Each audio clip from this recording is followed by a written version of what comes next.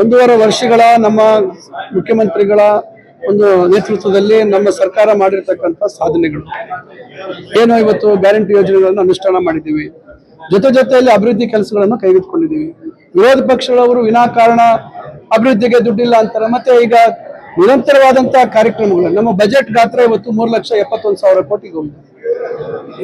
ಏನೋ ನಮ್ಮ ಸಾಮಾನ್ಯ ಕಾರ್ಯಕ್ರಮಗಳ ಜೊತೆಗೆ ಹೆಚ್ಚುವರಿಯಾಗಿ ಇವತ್ತು ಗ್ಯಾರಂಟಿಗಳ ಯೋಜನೆಗೆ ಹಣ ಒದಗಿಸಿರ್ತಕ್ಕಂಥದ್ದು.